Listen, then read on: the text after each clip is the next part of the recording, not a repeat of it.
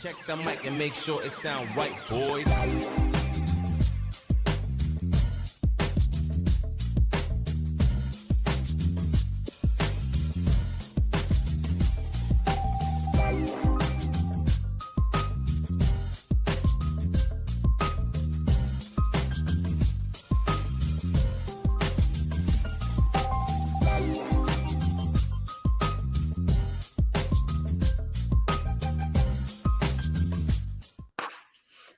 Ladies and gents, I am the one and only DJ Storms. I would like to welcome each and every single one of you to a very special edition video.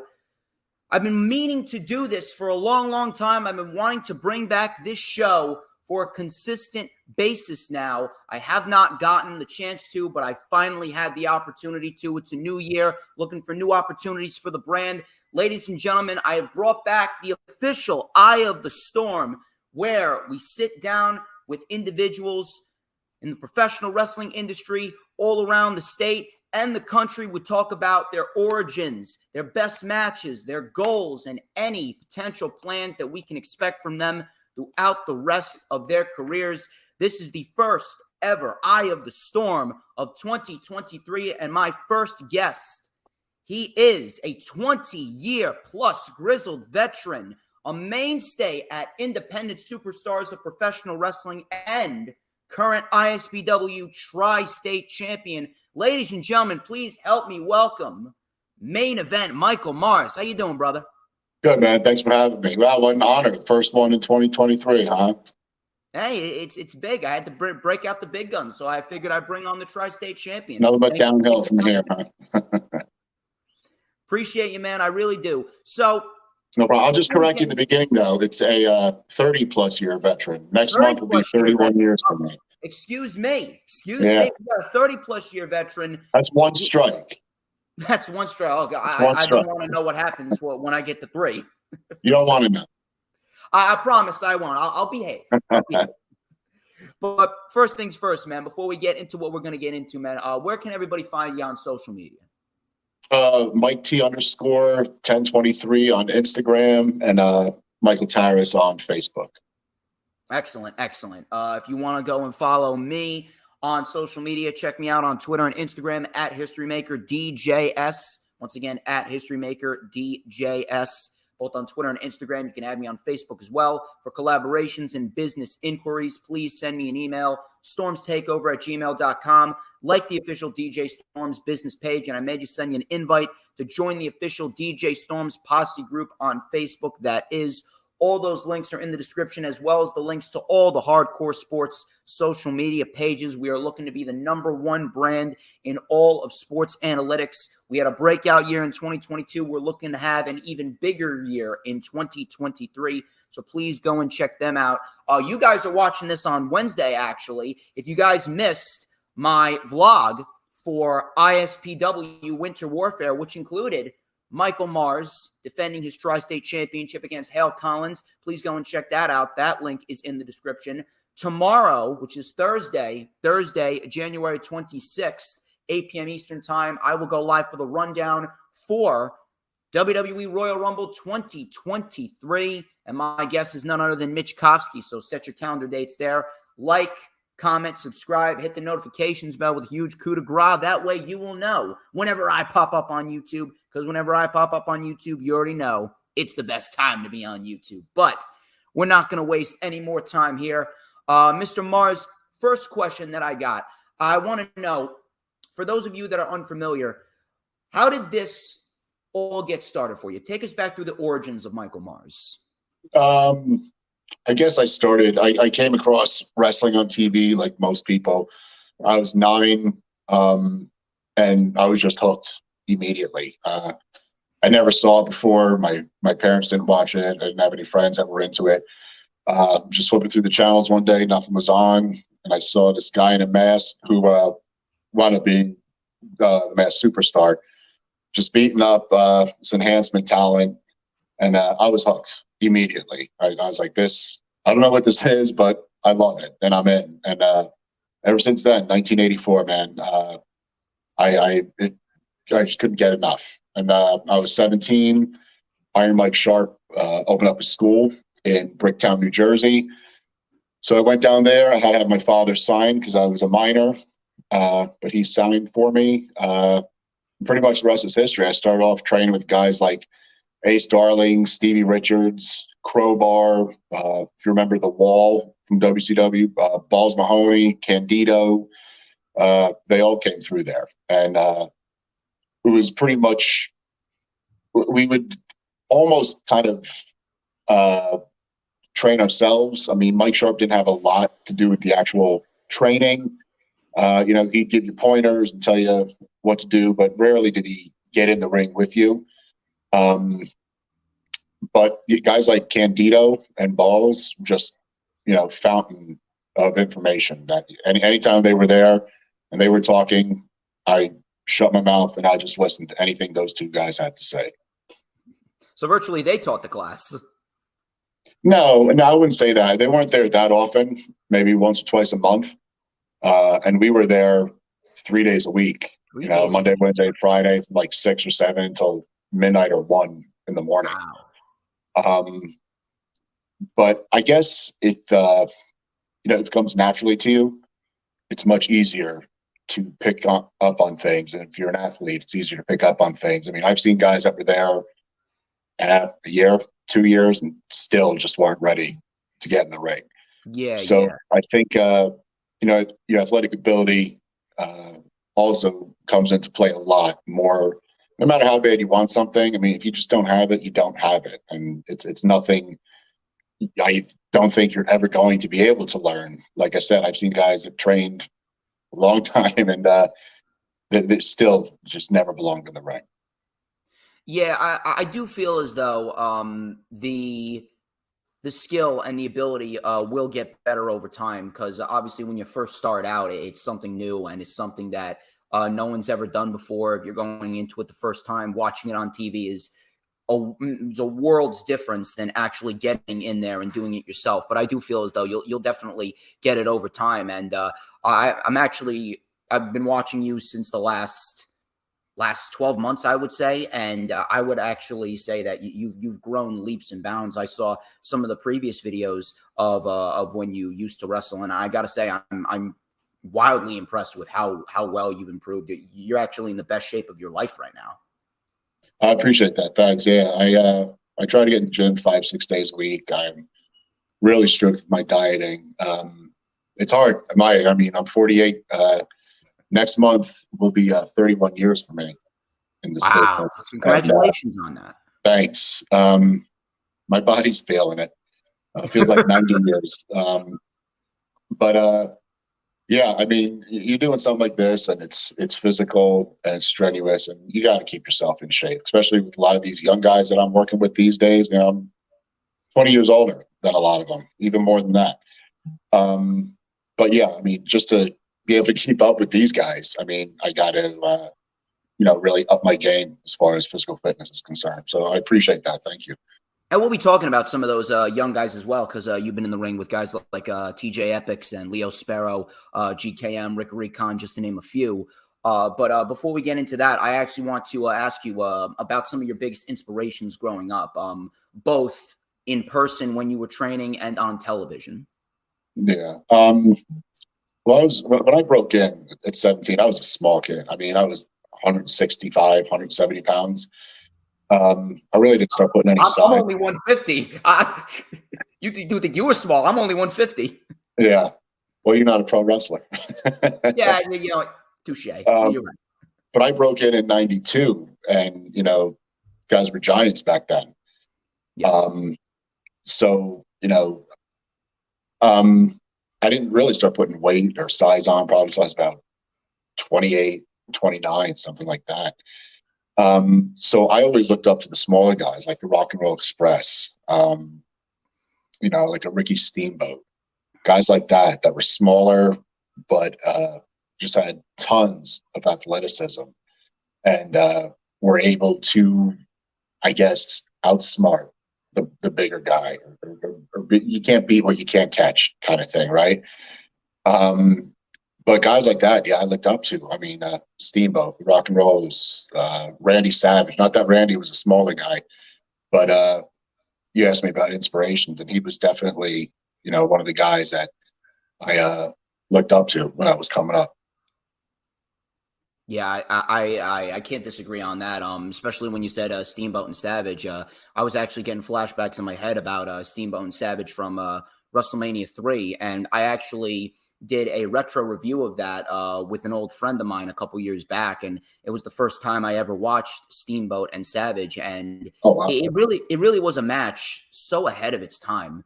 When you go take it a was. you go take a look at that, and that to me, minus Hogan and Andre, was probably the biggest thing that stuck out on that WrestleMania's card. Like, if you were gonna buy WrestleMania and you were gonna watch WrestleMania, that was the match to go and watch. And especially Steamboat, he continued to wrestle all the way up until what, 2009, 2010. He was fighting Chris Jericho on Backlash, and I thought that was phenomenal at how well he kept himself in shape. Oh yeah, absolutely. So I want to actually focus on ISPW right now. Sure. You have been a mainstay at ISPW for quite some time now, ever since they rebooted and they restarted back up in September of 2021. And I was actually there. That was actually my first ISPW show ever on September 5th, 2021. Okay. And when I started going to the shows consistently, it was about May of 2022. And I noticed you were part of the Winners Club with Right. King Kalua and Sal Sincere, managed by Andy Weinberg, and you guys actually won the tag team championships. And then after you lost them, you actually were put in a triple threat match back at Summerfest in Butler towards the end of June. It was you, Kalua, and Sal Sincere, and the loser would end up having to leave ISPW, and you won. You ended up winning, and you remained employed by ISPW. If you can, take us through that journey, both physically and mentally. What was it like transitioning from a tag team competitor to now a singles competitor? The transition wasn't hard for me. I mean, I've done tag in my career. I've done single. I'd say I've done more singles in my career than I did tag. So I think I'm more comfortable, being a singles wrestler than I am being a tag team wrestler. I enjoy my time being a tag team. Don't get me wrong. But there's just something about, going out there one-on-one, which is one other guy, and, doing your thing. As far as Kalua and Tom Brandy, I love those guys. I've known those guys 30 years. When I first broke in, they were already in the business probably close to 10 years at that point. And they're always just real nice guys, always very welcoming, kind of took me under their wing. Never had a crossword with either of them. And then Andy Weinberg, you throw him in the mix. And, I think that was a great pairing. We had a good run there for a while. But, yeah, we did the loser leave. I went over that. But now I'm just concentrating, with the Tri-State Championship, and me and Nikki Benz, who I've known 20-plus years. I think him and I have really good chemistry together, and I'm having probably the most fun in my career right now than I've had probably ever. And I'm thankful Tommy Fierro and ISPW for this run, and I'm just having a blast. I'm loving every minute of it, and I look forward to every show that he puts on. Before we get into talking about the Tri-State Championship, I actually want to talk about Sal Sincere and Weinberg, Kalua. Yeah. You said those guys for a while, and they took you under their wing. What exactly did you learn from them that you haven't already learned before? Probably pacing a match, not rushing. Especially when you're younger, you just kind of want to boom, boom, boom, get everything in, get everything done. You don't really let anything soak in or let the crowd soak anything in. It's like you do move, move, move, move, move, move, and the crowd's like, like a tennis match or something. And they're really only going to react to the last thing you did because that's what's still fresh in their head. That's what they remember. It's kind of like a comedian going out there, building up a joke, telling the punchline, not letting the crowd laugh, going right into the next joke, telling the punchline, not letting the crowd. You got to tell the joke, let the crowd digest it, then go into the next thing. Same thing with wrestling. You want to do something, have it mean something, and then go into the next thing. You're telling a story. the crescendo. And you got to let the crowd come on board for that story, and it's got to be something they can follow. And I think it really helped me with that as far as pacing and a nice even flow of how things are supposed to go. Yeah, I absolutely concur with that. And you mentioned something about pacing. You mentioned a lot of things about pacing, actually. And the one thing that kept on running through my mind is what Edge and Finn Balor did back at Extreme Rules in October of 2022 with Philly, and the story that they took us on in that I Quit match, and how they started off slow and then they just rose to that big climax where Edge was face to face with Rhea Ripley, and she had a chair in her hands getting ready to give a concerto to his wife, Beth Phoenix, and Edge inevitably quit. It's so funny that you mentioned that, because one thing I really do appreciate is the true aspect of storytelling in professional wrestling. And don't get me wrong, I do love the matches with all the high spots and everything, but obviously a show full of matches like that won't go very far, because sometimes you need to have those moments in between where you have a match that's a little bit slow paced, and then it picks up again, and then it slows down, and then it picks up again, because there's certain points in that match where the crowd can digest that said individual is working over the other one, and the other one, he's going to have to find out a way to make a major comeback. And that's one of the biggest aspects that I love about pro wrestling, is watching the stories unfold both in and out of the ring. Yeah, and don't get me wrong, like, I'm all for high spots. I'm not against high spots. I mean, first 15 years of my career was nothing but a high spot reel. But you get older, you gotta slow things down. Yes. But I mean, there's still a place for all of that, and I'll still do stuff like that depending on who I'm working with. But like you said, it's got to be the right time for it. Like the other analogy I always give is like the Rocky movies. Like yes. Would that have been anything if he won the title in the very first no? The story is him almost winning, training for an hour and 45, hour and 50 minutes of the movie, and he wins finally the last 5-10 minutes of the movie, and finally everybody's happy. Now you got to build to it. Yes. It means so much. It would have meant nothing. It would have been a 10-minute movie if he won the heavyweight championship at this first go about. But you got to tell a story, and you got to build sympathy, and you got to get the crowd. But why is the crowd okay? This guy's a babyface. Why? Because we tell you he is. No, the crowd needs to feel sympathy for that babyface, and the only way they're going to get that is if the heel is just constantly beating him up, and they want to see him finally, get his just due and come back and beat that heel. And the only way you can really do this through storytelling. I mean, it's storytelling. It's there's no other way to put it. And that's actually one of the main things that I love about ISPW. I remember it was Bull James and Danny Morrison. That's probably my biggest example that I can give of long-term booking when it comes to ISPW. I remember how Bull James was the babyface going into Christmas Chaos 1, and Danny Morrison won the championship with Maven, and then in the end, Bull James ended up taking the title off of Justin Carino and embraced Danny Morrison after that match back at Slamoween, which is the show that you won the Tri-State title at, which we will get to in just a few moments. And then at Christmas Chaos, it was Bull James who ended up turning on Danny Morrison, and now the roles are reversed. It just, everything came full circle. It was almost poetic justice in a way. Yeah. And it's still interesting, and the crowd is still into it, and those guys definitely know what they're doing. Tommy knows what he's doing, and that's where I'll give a lot of credit to Tommy. Like a lot of these promoters, they really micromanage a lot, and Tommy has been in the business forever. He has a lot of faith in his guys. He knows what we're capable of. Yes, and he kind of he'll give us ideas and kind of lets us pretty much come up with what we want to do.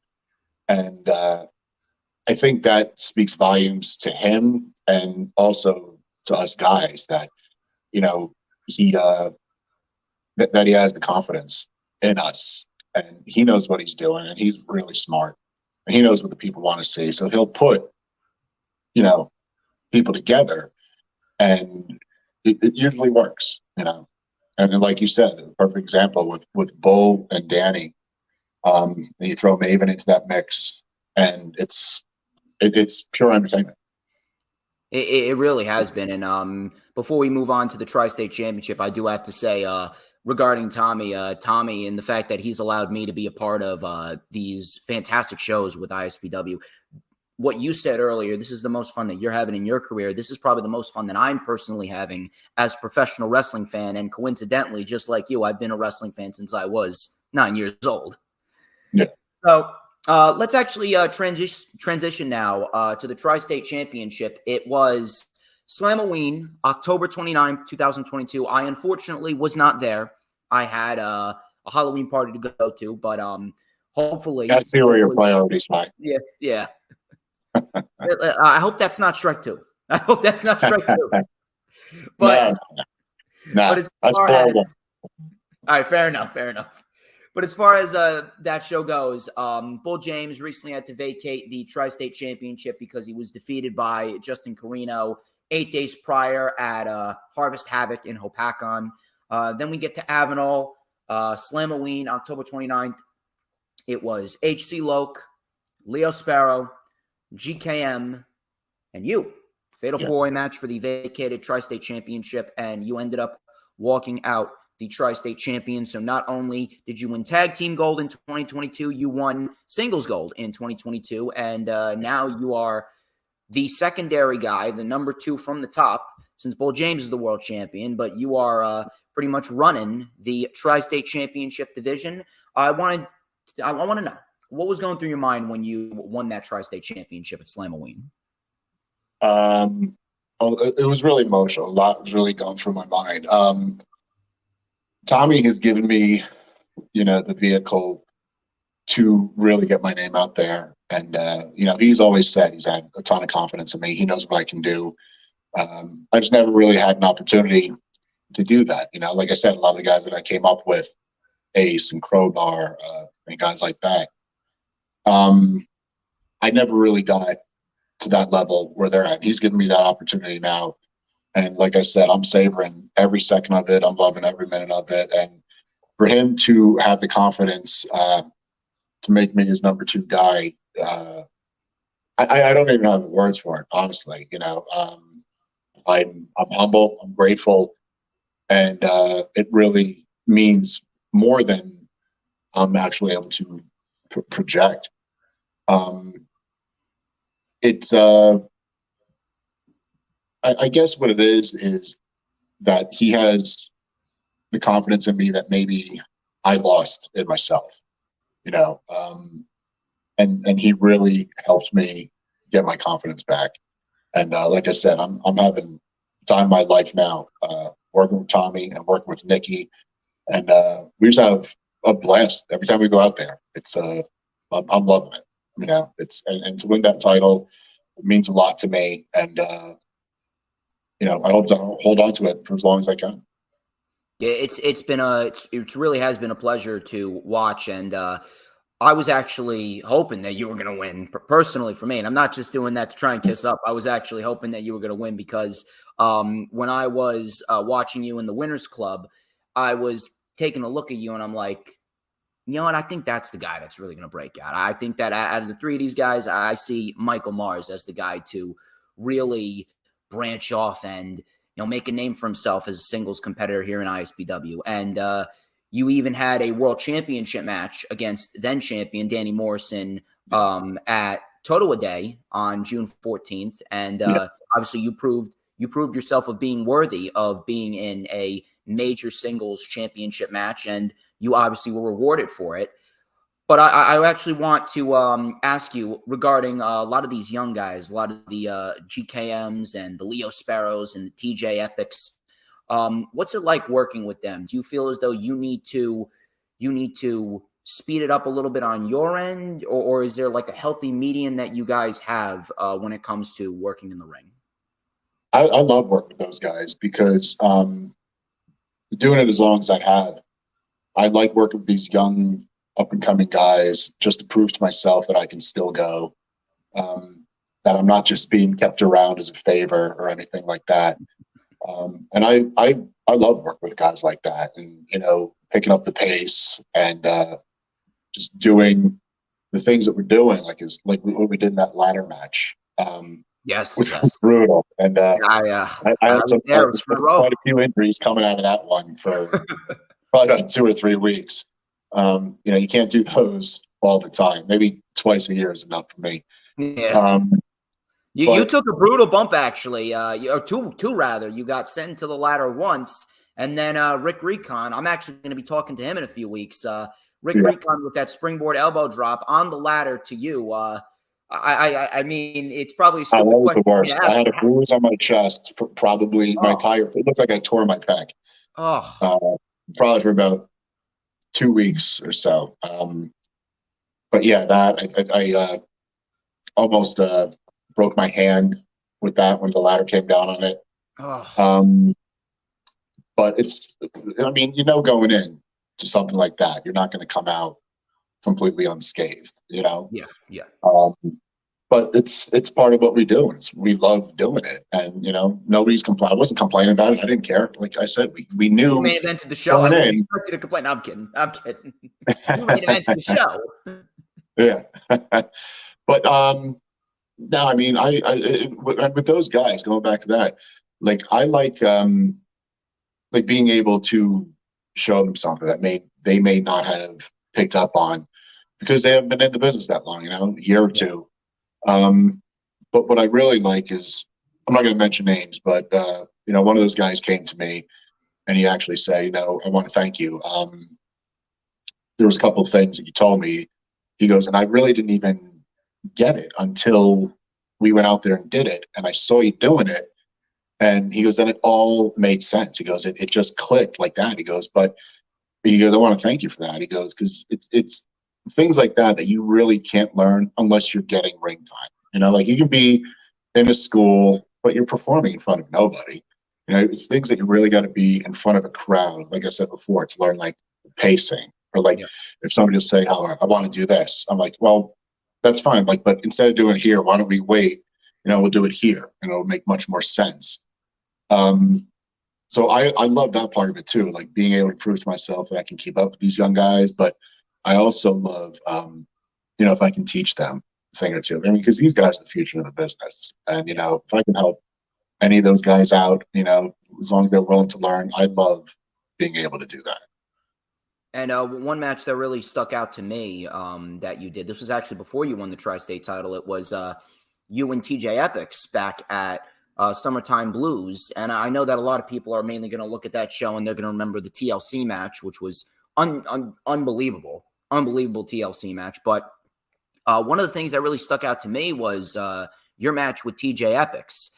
And I personally did not expect it to be as good as it was, but in the end, I'm leaving that show, and I was thinking to myself, man, those guys really put a lot of work into that match. So much so, I was actually wishing it would have gone another 5-6 minutes. Yeah, I appreciate that. Yeah. TJ's a good dude. I love working with him. I hope I can get to work with him again in the future. But he's one of those guys, he's young, he's eager to learn. And I wish him nothing but the best. I think, you're going to see a lot of him in the future. I'm pretty sure of that. But yeah, I wish we had another 5-6 minutes too. But, you got to kind of whittle down what you need to do inside that time that you're given. And it's what you do with those minutes, But and you made it memorable. I appreciate that. I guess we did what we should have did. If you really enjoyed it, thank you. Yeah, you did. You made it great. You made it work. So I understand you've been involved in a lot of matches throughout the course of your career, and I understand this may be a little bit of a hard question for you to decide on. But gun to your head, what do you feel has been your best match to date? Oof, best match. Yeah, I'm sorry. I had to put you on the spot here. Oh my God, I can't even. Good. Me and Ace Darling had phenomenal matches back in the day. Always loved working with him. I had some great matches with the Rock and Roll Express, and I think maybe, a lot of that, like I said, I looked up to them when I was a kid, like just actually being in the ring with those guys was awesome. So I love my match with Danny back at Totowa Day. Enzo and I had a great match. I just saw him last night, and we were talking about it, about how much fun we had. We'd love to do it again. I'd love to see it. I'd love to see that. Tommy, if you're watching, book it. I don't know if I can narrow it down to just one. I mean, it's over 30 years. I've had so many. All right. It'd be hard to narrow it down to one. I'll make it a little easier. Let's just go within the last year since you broke out and you became a singles competitor away from the Winners Club. Okay. What has been your best match? I really like me and TJ. I like me and GKM. Let's see. I would narrow it down probably between those two, with me and TJ and me and GKM.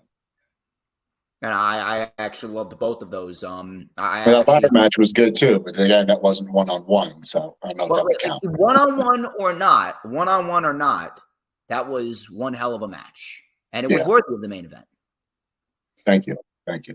So let's talk about the Tri-State Championship now. Sure. You've been on a roll recently, winning the Tri-State title, successful title defense against GKM. You main evented the final ISPW show of the year, Christmas Chaos 2. You defeated Rick Recon, GKM, and TJ Epics in the ladder match. Now let's talk about the title defense against Hale Collins this past Friday at ISPW Winter Warfare. You ended 2022 on a high note, and you started 2023 on a high note. What was that match like for you? Great. I love working with Hale. Worked with him a couple of times when I was part of the Winners Club. I think we worked with those guys about 3 or 4 times. It's almost like you very, very similar paths as well, because he's a tag team competitor, just like you were, and now he's transitioning into a little bit of the singles realm. Right. And I have great chemistry with him, and I love working with him. He's one of those guys where you just go out there and we don't have to say much, and pretty much know, if the way you look at somebody, kind of know what we're going to do next. So kind of almost on that level where you don't even really have to talk. And we kind of know, what we want to do next, what we want to go into. And he's not one of those guys that is worried about selling too much, or, I got to look strong, brother, and stuff like that. Because he understands the business, and he understands the whole point of the babyface is to get behind him and get sympathy for him. But yeah, I love nights like that where you work with a guy that you just have all the chemistry in the world with. He gets the business, and it's easy. Nice, like I said before, nice even flow. And it's a cliche, but nights like that are like a night off. I actually love to see until he hits you with that elbow. No, trust me. I understand that. Any night being a professional wrestler, and you got to take the bumps that you got to take. That's sure as hell ain't no night off, especially that ladder match. Oh yeah. But we got an upcoming title defense in Avenal. This is Avenal ISPW on February 17th, Friday. Yeah. Me and HC Loke. Yes, you'll be taking on ECW legend HC Loke. If you could take us on a little bit of an insight, do you have a checkered history with HC Loke? I don't. No, I actually, believe it or not, our paths never really crossed. So this is the first time until ISPW. The first time I was actually in the ring with him was when I won the belt back in October. Wow, now that's interesting. How it all comes full circle, right back around to HC Loke. Same man, one of the men that you beat. Right. And I plan on doing it again. So, we'll see. He's a vet too. He knows what he's doing. He knows the business. And I got Nikki Benz now, so. Yeah, I know I may get a little flack for this because I know a lot of people find them annoying, but God, he is entertaining. He is all over the place, entertaining as all hell. More Nick. Nikki Benz And is that's Nick. thumbs That's up just for me. Nick. You're probably speaking like that. You only have to take them in small doses. You're not stuck in a car with them for a 4-hour round trip or like that, in the locker room with them for another 3 hours. But nah, I love you, Nick. I don't know. I think he could turn on you after those comments. You might want to Nah, lock a good sign with he knows HC he Loke must after that. Nah. And you know the thing with Nick is, like, we get along so great. We're such close friends. And we just make each other laugh. Like what you see out there is like what we are in our real life. Just stupid and just constantly joking around and having fun and laughing, having a good time. I mean, if you're not having a good time in this business, don't be in it. I always say when it's not fun anymore, I'll stop. But like I said before, I'm having the most fun I've had in my career now, so I'm not planning on stopping anytime soon. Oh, absolutely, and he really is a great guy. I met him at the Christmas party that we went to, and guy was nice enough to stop to take a picture with me. Didn't even blink twice about it, and he really is a great guy to have around as well. A great guy to have in the industry, and I can't wait to see what you and him do throughout the course of the year. And with that being said, I would actually like to end it with this question. It may be a little broad, but I would like to know. What can we expect from Michael Mars in the near future? I'm saying bigger and better things. Now that Tommy's given me this platform and I have this belt, I'm number 2 guy. The sky's the limit as far as I'm concerned. I may make a run at the heavyweight title. Who knows what you never say never, especially in this business. And right now, I'm concentrating on my title, keeping that title, and beating anybody that Tommy puts in front of me. And me and Nick will, we'll talk a couple times a week about things that we want to do, ideas that we have, and I think you're just going to see more of that in this upcoming year. I'm really looking forward to it. I'm looking forward to the 80s Con convention coming up May 6th. Bret Hart, I was going to mention that next. Yeah, Magnum TA, Nikita, guys like that. But I'm in that 10-man Royal Rumble. That's if you make it to 80s WrestleCon with that championship, you got a busy night ahead of you, my friend. Yeah, and that'll be a rough night if I get that far with the belt. I mean, because it's not like you even have to get pinned. Just getting thrown over the top, and you already got tag teams in there. Like the Carnage Crew, like the Headbangers that are used to working together, and I'm in there by myself. So you never know what's going to happen. I'm hoping and praying for the best, and I have confidence. And like I said, I got Nikki Benz in my corner, so you never know what we got up our sleeve. Now, it looks like you got the entire world working in your favor. Hopefully, ladies and gents. I know you want me to go a little longer, but unfortunately, that wraps up this edition of the Eye of the Storm. I would like to thank each and every single one of you who are watching right now. And above all else, thank you, Mr. Michael Mars, for taking the time. It has been an absolute honor. And hopefully we'll be able to do this again sooner rather than later. Absolutely. Hopefully I'll be able to sit you down at one of these events. Maybe at 80s WrestleCon. I will be live streaming from 80s Wrestling Con. Definitely. It's going to be good. Trust me, it is going to be good. But one more time, where can we find you on social media? Mike T_1023 on Instagram, Michael Towers on Facebook. I don't do Twitter, so you can catch me either of those 2 places. And check them out at ISPW as well. ISPW is coming to Avenel, New Jersey, February 17th, 7:30 p.m. Eastern Time on Friday. He's defending his championship against HC Loke, and HC Loke, beware, because Michael Mars could very well take you to school. He said it. He just warned us. I will take responsibility for that, HC Loke. Just don't put me through a table. All right. I got you back. You're good. Thank you very much. But ladies and gentlemen, you already know where you can find me at History Maker DJS, both Twitter and Instagram. Check out all the links in the description. Like, comment, and subscribe. Get ready for the rundown for the Royal Rumble with Mitch Kovsky tomorrow at 8 p.m. Lightning Flash update is on Friday before the Rumble, and then on Sunday it's the rewind for the Royal Rumble. But until next time, he is Michael Mars. I'm DJ Storms. This has been the Eye of the Storm, and I will catch you guys real soon. Take it easy.